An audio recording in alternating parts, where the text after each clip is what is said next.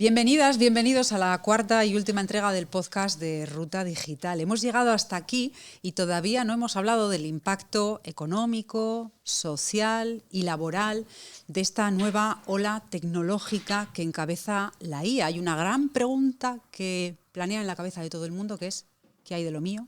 ¿Qué va a pasar con mi empleo, con mi trabajo? Vamos a intentar analizar el escenario, si es familiar, si hay cosas que ya han pasado, si no, dónde están las novedades y también las ventanas de oportunidad, que seguro que las hay. Porque Ruta Digital, que es un programa de formación en capacidades digitales auspiciado por el Principado de Asturias y financiado por la Unión Europea, es un programa para salvar la brecha digital. Así que ponemos el foco también en ese entorno rural en nuestro análisis de hoy. Ruta Digital. Aprende a usar la tecnología fiel a tus raíces.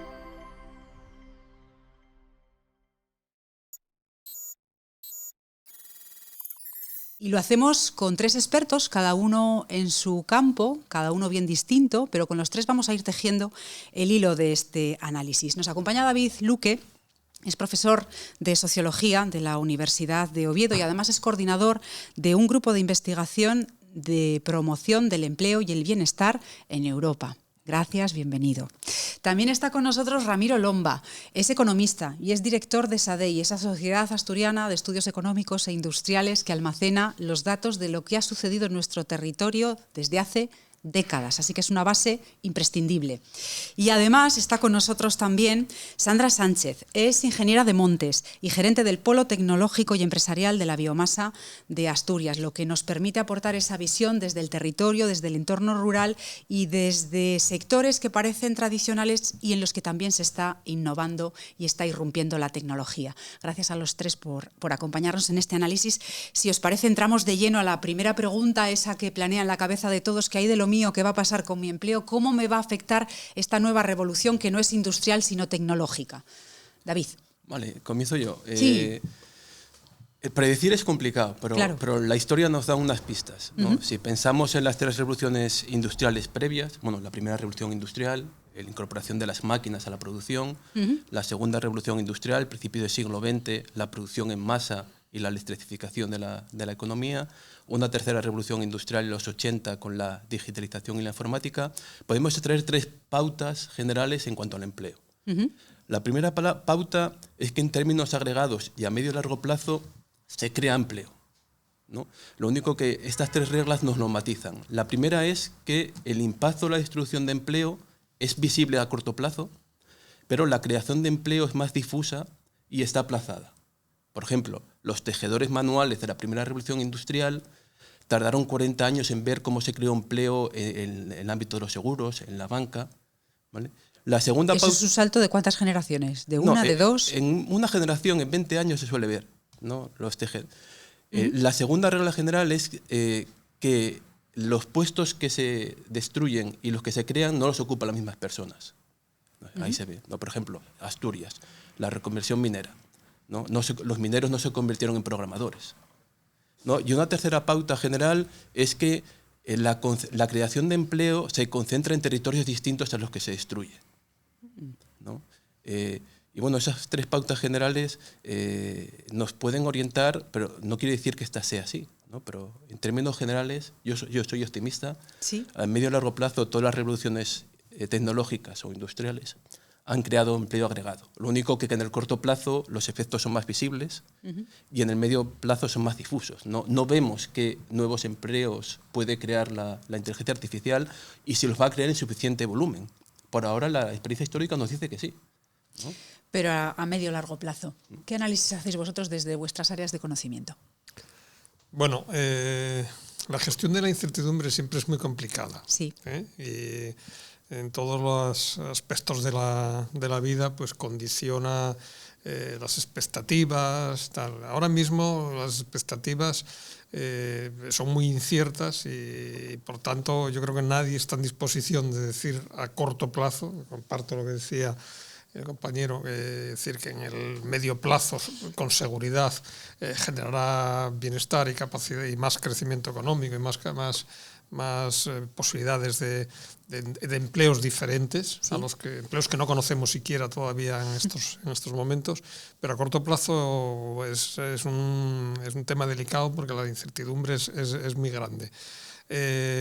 Yo no quiero apartarme del marco donde estamos, que es ruta digital y es el reto demográfico. Sí, entonces, en este caso lo que sí creo es que en este marco lo que sí va a posibilitar es, digamos, que las condiciones que se puedan tener en el territorio sean mucho más igualitarias que las que había hasta ahora. Entonces eso es fundamental desde el punto de vista pues del asentamiento de las personas, tal, es decir, en los últimos años, en diferentes visitas que hice por el territorio, pues me encontré pues con personas que desde un pueblo de Cabrales están gestionando los movimientos sísmicos de las plataformas petrolíferas del Golfo Pérsico. Es posible. Y eso es posible precisamente por este avance tecnológico, o gestionando desde la parroquia del Valledor en Allande, pues los tráficos de mercancías del puerto de Valencia. Y eso son experiencias reales, eso no son cosas que visualice, son experiencias reales. Entonces, digamos que con mucha incertidumbre, lo que sí está claro es que se abren nuevos horizontes y que desde el punto de vista del reto digital en el medio rural, pues podemos crear una sociedad más igualitaria. Pues yo creo que la IA en el medio rural no viene a destruir empleos, sino que más bien a diversificar el tipo de empleo, ¿no? Y si nos vamos pues a un ambiente más forestal, ¿no? El tipo de trabajo que se desarrolla en esa cadena de valor, pues a veces precisamente lo relacionamos con algo súper tradicional cuando detrás hay mucha tecnología y por tanto también mucha digitalización. Eso da lugar a que la IA entre de lleno y que venga pues para complementar, incluso para fortalecer una visión, un atractivo de un sector del que siempre nos quejamos, del que bueno, pues no mucha gente siente pues interés o curiosidad por acercarse a él, y esto daría lugar pues a que determinados perfiles, incluso gente joven, se atreviera, ¿no? a participar, a entrar en ese tipo de trabajos que se podrían desarrollar. Porque, bueno, sí quiero decir también que en el concepto de reto demográfico, por un lado, deberíamos tener en cuenta lo que es la retención, ¿no? De esa gente que ya vive ahí y que tenemos que enseñarles lo que es la IA y cómo les puede facilitar la vida, pero también tenemos que tener en cuenta la atracción de nuevos perfiles que, ¿por qué no?, también pueden ser pues con cierta cualificación profesional, orientándolos hacia la IA. Hablo, por ejemplo, de sensores remotos, el uso de los satélites, los drones, todo eso tan útil y tan desarrollado ya en el mundo forestal. Que es un atractivo, entonces, en el mundo forestal y en ese entorno más rural de Asturias se estarían produciendo un doble efecto. Las aportaciones de la digitalización para la profesionalización de esos trabajos y sectores, y al mismo tiempo ese otro vector que está empujando y que tiene que ver con las nuevas energías y con el desarrollo sostenible, ¿no? Ahí hay dos vectores que están tirando a la vez de esa parte del territorio. ¿Ese es el análisis? Pues sí. Si nos vamos a la energía renovable, estrella del territorio, estamos hablando de la bioenergía, ¿no? Que procede de recursos forestales.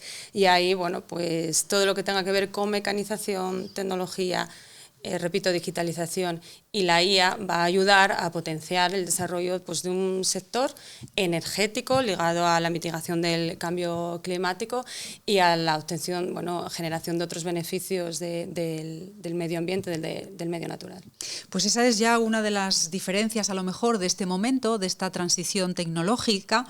Parece que esta revolución no es igual a las anteriores, ninguna ha sido igual a la anterior, pero sí me gustaría que siguierais señalando diferencias que consideréis importantes o valiosas. Volviendo a los conceptos más sistemáticos, las anteriores revoluciones tecnológicas, la industrial y la de la informática, los 80, digitalización, afectaron principalmente a tareas rutinarias. Primero, revolución industrial, trabajadores manuales rutinarios. La digitalización, la revolución de la informática, los 80, a tareas cognitivas rutinarias. La diferencia, sobre todo con la IA que asociamos a los modelos de lenguaje, ¿no? Que es la que más conocida de los últimos 3 años, ¿no? hay otras IAs que tienen que ver con la robotización, que los tecnólogos del episodio 2 lo hablaron mejor, ¿no? Sí. La diferencia es que afecta esta IA a tareas cognitivas no rutinarias, que era precisamente el empleo que se creó en la revolución de la informática de los 80. Es decir, que la revolución es que esta herramienta piensa.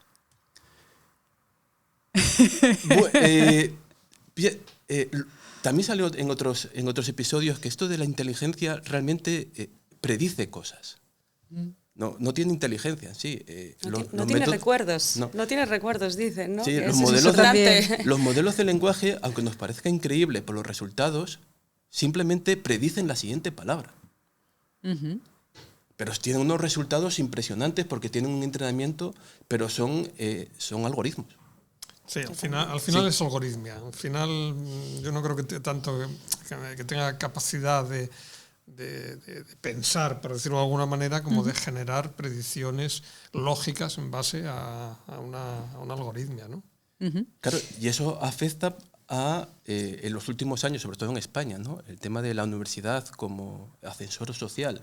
Son los trabajos que más se ven afectados. Los trabajos cognitivos de nivel medio, sobre todo los primeros escalones, ¿no? Los primeros escalones de los junior, que son tareas cognitivas que se pueden solucionar con reglas, que son los que mejor hace la IA, ¿no? En cambio, otras tareas cognitivas de puestos más senior, de situaciones más complejas, todavía no ha llegado ahí. Entonces, yo creo que afectaría precisamente nuestros universitarios. Ahora van a ser los puestos junior los que pueden estar más afectados.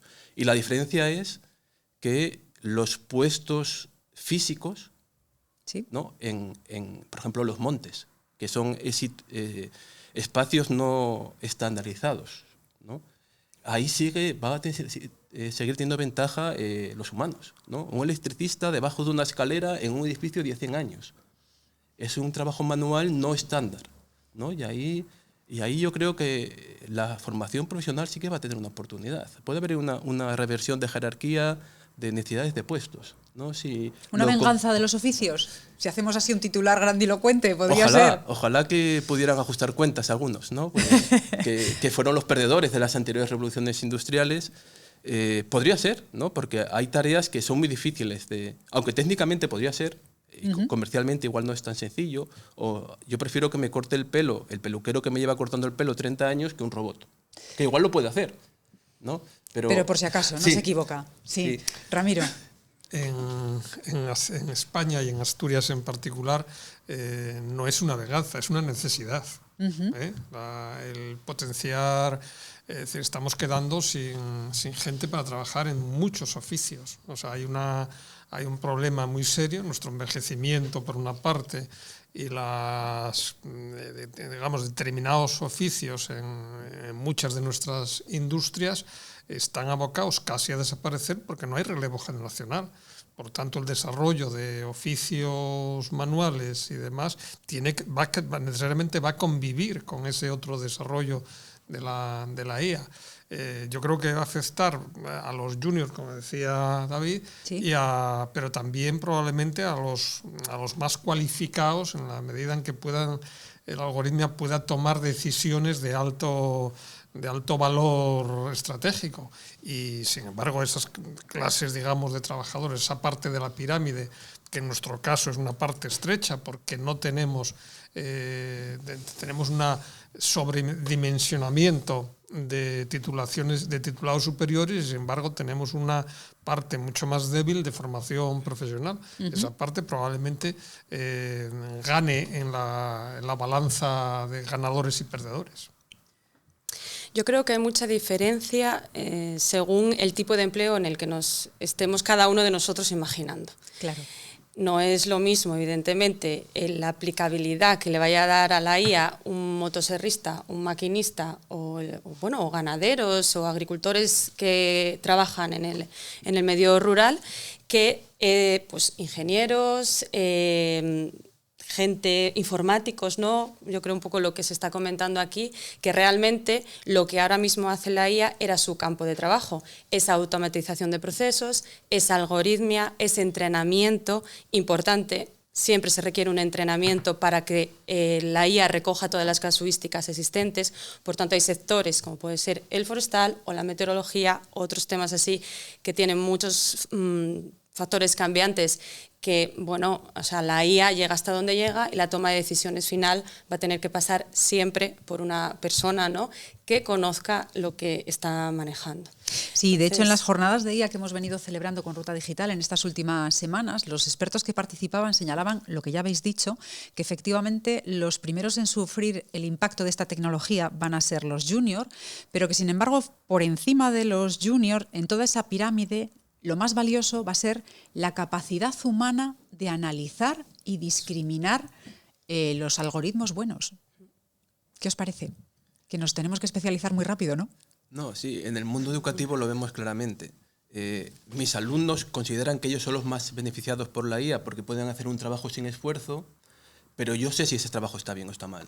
Yo tengo una base formativa previa de 15, 20 años que ellos no van a desarrollar. Hay una descapitalización cognitiva, ¿no? Que los que estamos bueno, estoy en los 45 años, 50 años, llevamos 15 años de profesión, tengo un criterio, bueno, yo tengo conversaciones con la IA de 11 y 12 horas, porque no me convence. Digo, no, esto, oye, mírame esto, que eso no me convence. Y sé si esa referencia está bien o está mal. O le digo, oye, no, mírame este autor, ¿no? Y esa descapitalización cognitiva de los juniors lo van a pagar cuando sean senior, porque no consiguieron esa base del procesamiento de la información y sobre todo el criterio crítico, ¿no? Ellos, una de las cosas que detectamos los profesores si está un trabajo hecho por IA es que se inventan las referencias. Porque como lo que no lo sabe lo inventa. Claro, es que predice. Entonces sabe, ese autor está bien, esa revista existe, pero se inventa el título. Porque predice, no tiene información. Como predice la siguiente palabra, pues el autor está bien, la revista está bien. Yo incluso me encuentro con trabajos que salgo como autor que no son trabajos míos. Yo existo, la revista existe, pero ese trabajo no es mío. Claro. Las alucinaciones de la IA. Como es predictivo, además, todos lo sabemos, ¿no? Nunca te dice que no. ¿No? Siempre. Todo se puede. Sí. No sé qué os parece a vosotros. Ramiro, estabas ahí pensando en lo que estaba aportando David. Sí, hombre, es... claro, la experiencia de trabajar con alumnos y tal, supongo que enriquece el conocimiento de cómo se están moviendo, ¿no? No es mi caso, no sé. Entonces, bueno, la experiencia que puedes trasladar es más la de la que vives en el día a día, ¿no?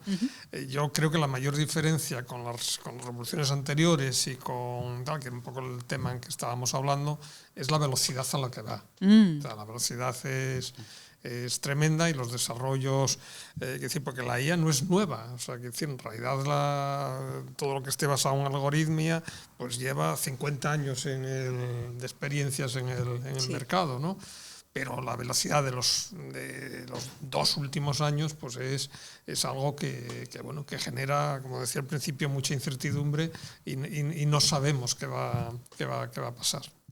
Precisamente de la velocidad quería hablar, porque sí hay un consenso generalizado, incluso quienes no manejen la IA, en que esto va demasiado rápido, o muy rápido al menos, demasiado depende de cada uno, pero muy rápido desde luego.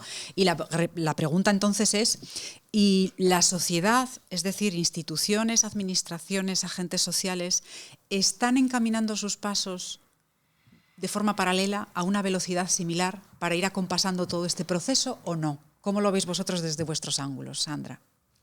Pues yo a veces diría que casi se va demasiado rápido. Yo casi que el efecto probar y analizar y ver realmente para qué se puede usar determinadas aplicaciones, buscadores, etcétera, antes de dispersar ya una herramienta pues que tiene fallos, como se están comentando, pues igual tendríamos que ir por ahí un pelín más lento. Luego, en relación a lo que se comentaba antes, sí que creo muy importante tener bastante consideración en la edad en la que se empieza a tener acceso a este tipo de tecnología. ¿Por qué? Porque nosotros ya llevamos pues, una trayectoria, nuestra mente ya se desarrolló, ya hay habilidades que ya contamos con ellas para diferenciar entre lo uno y lo otro, pero dependiendo a qué edad empecemos a trabajar con esto, puede ser que nuestro cerebro igual se empieza a paralizar, ¿no? Ya, se atrofia. Sí, yo creo que sí, la creatividad no deberíamos anularla tan rápidamente porque haya una máquina que nos esté diciendo cuál es la manera ideal de dar los pasos, sino que tú también tienes que tener tu criterio. Y a partir de ahí, bueno, el ritmo, pues la administración en cierta medida a veces va un poco más lento que las empresas, ¿no? Pero bueno, un poco de calma y iremos viendo. Con criterio. Lo importante es, en este caso, ¿te parece el criterio entonces? Totalmente. Ramiro. Yo creo que no hay una respuesta única como para muchas cosas en esta vida, ¿no?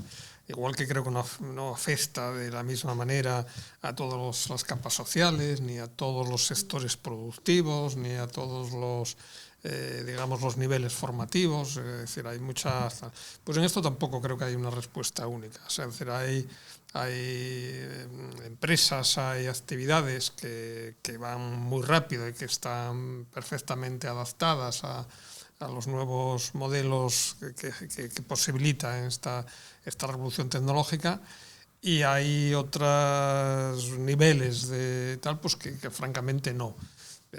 Probablemente, por ejemplo, la administración es muy rígida en los procedimientos, en los procesos, en todo esto, y no esté aprovechando realmente todas las capacidades que se pueden desarrollar. Pero en ámbitos empresariales, desde luego, hay sectores en los que están claramente corriendo muy a prisa, y hay otros en los que no, pero no hay una única respuesta. Y la formación, la preparación de las personas y la impregnación social, el modelo social que está construyendo esta tecnología, porque también nos relacionamos de una forma diferente, vivimos de una forma diferente y cambian nuestras expectativas. Aquí cambia el modelo económico, cambia el tejido, pero cambia también el perfil laboral, la preparación de las personas para ese mercado laboral, y cambia también el modelo de sociedad en el que estamos. ¿Qué os parece ese análisis? ¿Cómo lo hacéis? No, el modelo de sociedad, bueno, recientemente por un encargo que me hicieron, estuve un par de meses pensando, los últimos 40 años, o 50, desde la crisis del petróleo, ¿no? Sí.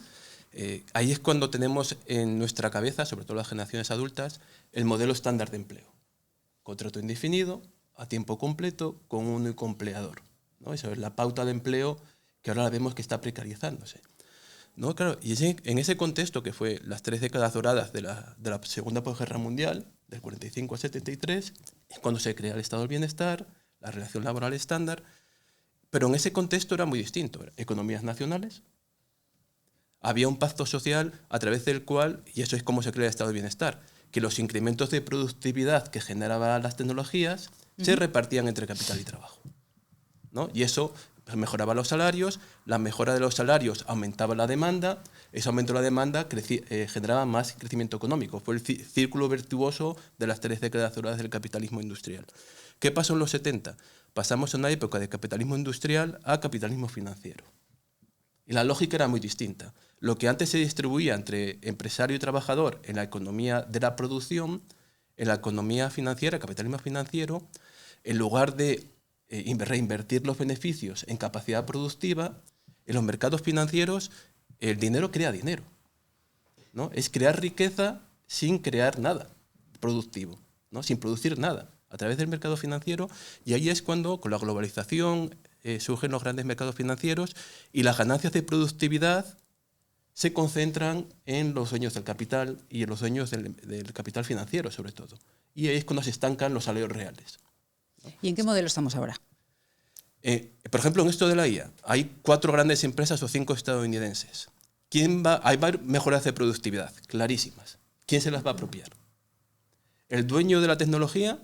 ¿El dueño de la empresa? Los que no se van a apropiar van a ser los trabajadores. Según cómo está ahora la relación de fuerzas con la globalización, sindicatos debilitados, negociación colectiva debilitada, yo creo que esos incrementos de productividad que va a generar la IA, la gran mayoría se lo van a quedar los dueños del software. Entonces eso, si no llega a la economía real, es una paradoja que los economistas conocen bien. Lo que es óptimo a nivel de empresa, reducir costes. Si todas las empresas reducen costes, la demanda agregada cae. Y entonces acaba siendo un círculo vicioso. Negativo. Sí. Ramiro, introduce tu perspectiva de economista y además de conocedor de los datos, porque además es muy interesante la propuesta que hace David, pero la pregunta era un poco más si me permitís, simple en el sentido de modelo de relaciones laborales, modelo de trabajos y sobre todo ese modelo de formación para el presente y el futuro más inmediato, ¿no? Sí, estamos en Asturias. Entonces, aterrizamos, venga. Conviene por eso, porque hablar de estas cosas a veces obviamos dónde estamos, ¿no? Entonces nosotros somos una región que yo recuerdo que a principios de los años 80 pues teníamos 89.000 empleos en el medio rural, en la agricultura y la ganadería, 89.000, que en pocos años se convirtieron en 15.000. ¡Qué barbaridad! Que coincidió a la vez con una transformación donde hubo una reconversión que afectó a la minería, que se pasó de 22.000 trabajadores a 5.000 en muy poco tiempo, donde había una siderurgia que tenía 19.000 trabajadores que pasó a 6.000 en muy poco tiempo, donde había una industria naval que quebró, donde había una Duro Felguera que tenía señores subidos en el pico de la catedral de Oviedo. Bueno, tú como ya tienes también una historia, pues ya... Tenemos todos unos años, efectivamente. Ya conocemos un poco... ¿Qué quiero decir con esto? Que todo eso parecía en aquel momento, bueno, pues que era imposible que esto tuviese futuro, que esto saliese adelante. Y sin embargo, pues hoy tenemos... pues aproximadamente 10 veces más de empleo en empresas de nuevas tecnologías que en la minería, incluyendo toda la minería, no la del carbón, que prácticamente está extinguida, sino todo el resto de la minería de la región. Estoy haciendo números, yo soy de letras, pero he hecho los números de lo que acabas de decir. Y lo que acabas de decir es que solo en esos sectores que has mencionado, 3, sector primario, siderurgia y minería, el empleo se redujo al 20%. Claro, es que se perdieron más de 100.000 empleos en muy poco tiempo. En unos pocos años, con una época de cambios muy profundos en el marco nacional, con un nuevo gobierno socialista que llegaba después de una transición. Bueno, eran cambios que realmente generaban también una incertidumbre. Lo que pasa es que estos cambios se vivieron en otros países de nuestro entorno y se vivieron no siempre igual, ¿no? Y las soluciones y el resultado de toda esa transición, por fijarnos en modelos anteriores para ver qué nos puede esperar ahora. En el conjunto de España, lo que pasa es que aquí fue especialmente concentrado. O sea, nadie vivió en España cuando hablan de crisis económicas o cuando yo recuerdo de ir por ahí pues después de la crisis de la burbuja inmobiliaria y incluso después del año 92 que hubo una crisis económica profunda en España, que hombre, no llegamos a quebrar, pero estuvimos muy apretados, ¿no? Y entonces, cuando ibas por ahí a foros, y yo de aquella me dedicaba mucho más a temas de análisis económico, que ahora me gusta más hablar de otras cosas, pero de aquella estaba muy metido en eso, y de la predicción económica, y de la modelización, y estas cosas. Y claro, contabas lo que estaba pasando en Asturias y la gente quedaba asustada, porque no tenía nada que ver con lo que pasaba. ¿Y ahora podemos estar ante un escenario parecido o no? Yo creo que no. Yo creo que ahora estamos en un escenario mucho más parecido al conjunto de España, al conjunto de Europa, donde todos tenemos problemas comunes. Europa es una sociedad que, en primer lugar, el primer rasgo que destaco es el envejecimiento. Es lo que más afecta a nuestra sostenibilidad futura. Somos viejo continente en muchos sentidos. Tenemos 500 personas en Asturias mayores de 100 años, pero es que tenemos el 4,5% de nuestra población mayor de 85 años. Entonces, claro, es decir, este es nuestro horizonte. Más de 500 centenarios, estoy apuntando, porque me parece una cifra de impacto. Pero bueno, sí, es imprescindible para un análisis. El 90% mujeres. Sabía que lo ibas a añadir porque me lo esperaba también. Bueno, por algo será.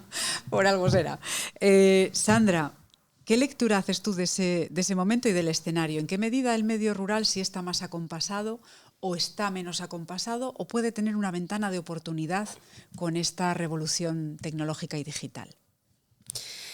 Pues mira, yo estaba tratando de relacionar lo que ellos estaban contando con mi mundo, ¿no? Con el sector. Yo vivo en un pueblo también, lo que veo en el día a día. Y es que al final me doy cuenta, o sea, que nos tenemos que centrar en esa semilla que es la gente que realmente vive en los pueblos. A día de hoy, ojo, que esa gente tenemos que hacer que siga estando ahí. Y pensar en la IA, que es el tema sobre el que estamos hablando, orientado al tipo de gente que ya vive ahí y a otra posible gente que quisiera venir ahí a trabajar. Vale, a partir de ahí, ¿qué tenemos? ¿Qué oportunidades puede haber en el medio rural?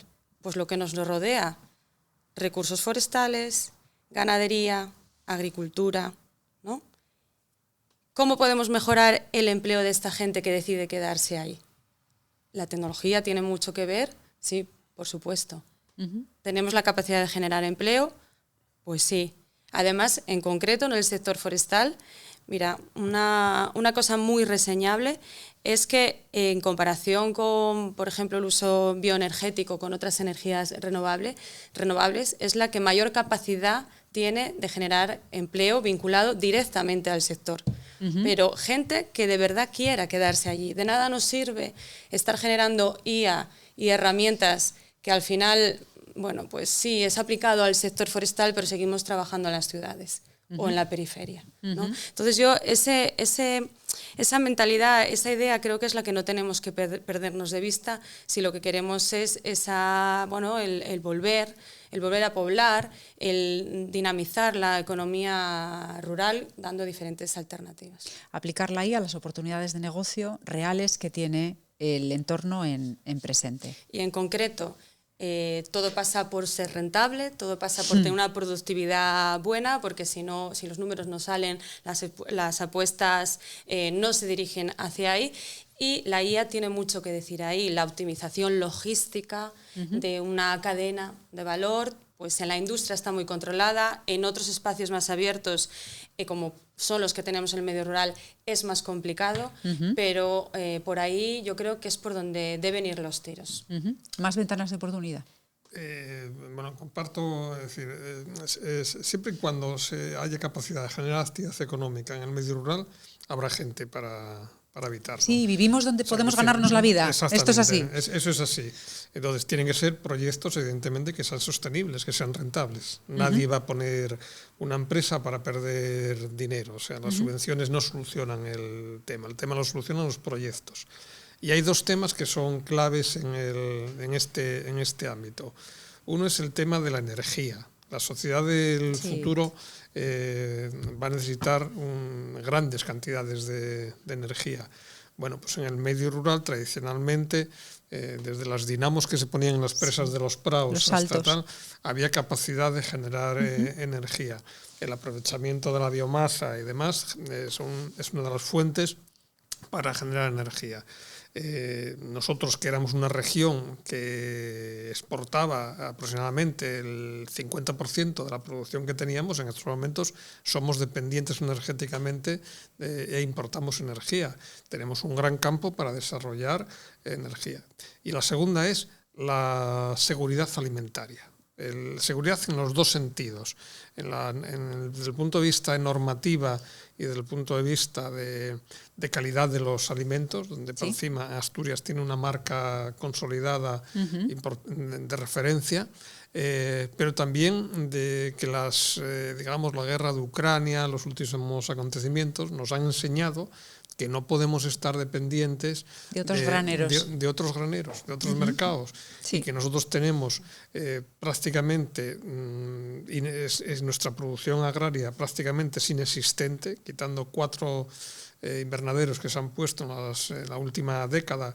No tenemos producción agraria, tenemos una producción ganadera importante y una producción lechera importante, pero de productos agrícolas, bueno, yo a veces me planteo que una finca de estas yo tengo una de un huerto que pones aquí alrededor de Oviedo, sí. Pues es que produzco más hortaliza que cualquier paisano de mi pueblo.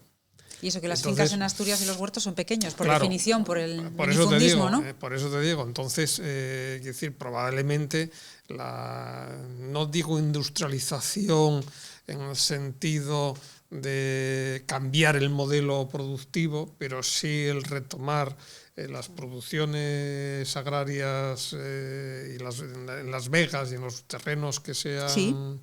Por eso es importante que la gente que pueda retornar a los pueblos no sean solo, digamos, gurús de la tecnología que vayan porque tengan una buena conexión a Internet, sino que sean paisanos que también puedan, digamos, contribuir al paisaje, a las estaferias que se llamaba y al claro, pero fijaros lo que pasa con la tecnología. La tecnología no solo permite que trabaje un controlador de puerto en Allande o en Villanueva de Oscos, también permite que los vecinos de los pueblos puedan tener entretenimiento como los de las ciudades, con sus plataformas, por ejemplo, para ver televisión o formación online sin tener que desplazarse de su territorio. Quiero decir, la tecnología no tiene por qué cambiar la forma de vivir, pero sí acerca recursos, servicios y formas de vivir. Claro, lo que te decía al principio, que han provocado muchas migraciones. Nos hace, ¿no?, más iguales a todos. Eso es. Entonces eso es evidente, esa es la ventaja, lo que tienes que aprovechar para que pueda haber un desarrollo del ámbito rural, pero decir, en nuestro caso, la agricultura, la masa forestal, sí, tal, son elementos que tenemos claramente infrautilizados. Pues nos quedamos con esa última reflexión, la de lo que tenemos infrautilizado y que tenemos una ventana de oportunidad para darle valor con este nuevo episodio de revolución tecnológica que no deja de ser una revolución industrial más. Fenómenos que están históricamente estudiados, lo conoce el profesor David Luque y nos ha acercado a algunos de esos datos y de esas referencias. Lo conoce Ramiro Lomba a través de los datos de SADE y su experiencia muy sobre el terreno y el territorio de Asturias, y sobre el territorio lo conoce también en el ámbito forestal y rural Sandra Sánchez. Muchísimas gracias a los tres por habernos acompañado. Ha sido un placer, como siempre, y muy enriquecedor para todos. Seguimos en este último episodio del podcast de Ruta Digital, haciendo balance. Ruta Digital. Aprende a usar la tecnología fiel a tus raíces. Retomamos el hilo de la conversación y ya que es el cuarto y último episodio del podcast de Ruta Digital, llega el momento de hacer balance y nadie mejor para hacerlo que José Ángel García, es el tesorero de la Cámara y una de las personas que mejor conoce desde el origen este proyecto, Ruta Digital. José Ángel, bienvenido de nuevo, aunque no es la primera vez que participas en el podcast de Ruta Digital. Si te parece, empezamos por el final. ¿Objetivo cumplido? Bueno, lo primero, muchas gracias, María Blanco. Hemos compartido este proyecto intenso, pero este proyecto sí, interesante. Empezamos por el final y entonces empezamos con satisfacción. Empezamos con satisfacción porque es un proyecto que durante todos estos meses me lo has escuchado en muchas ocasiones. En los 8 años que yo llevo en esta Cámara de Comercio es el proyecto más ambicioso que hemos abordado. Un proyecto que al principio todos teníamos dudas en su realización por la dificultad que tenía en sí mismo. Ahora estamos casi acabando el proyecto, finaliza el 30 de mayo. Y todos esos requisitos que nos ponían, en este caso quienes nos financiaban, Ministerio, Gobierno del Principado, todos esos requisitos están superados con creces. Por lo tanto, el mensaje es totalmente satisfactorio y de objetivo cumplido, María. Sí, objetivo cumplido, superadas las 11.654 certificaciones que se fijaron para este proyecto financiado por la Unión Europea con fondos Next Generation, Principado y Cámara de la mano en esta estrategia de digitalización que es fundamental desde el punto de vista territorial, social y económico, ¿no?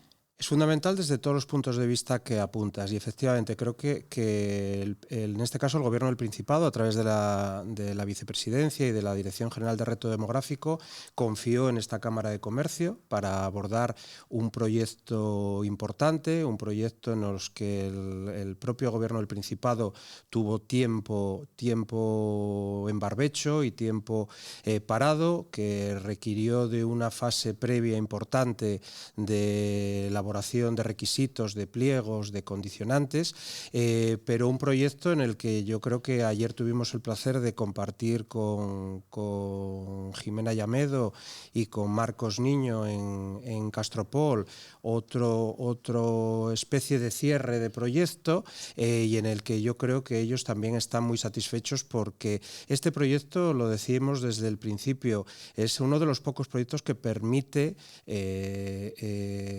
compartir jóvenes con mayores. Aquí hemos tenido alumnos de 12 años y alumnos de más de 90. Sí. Hay pocos proyectos financiados, gratuitos, que eso lo permitan. Hay pocos proyectos que nos permiten llegar a zonas inverosímiles. Hemos llegado a sitios inverosímiles.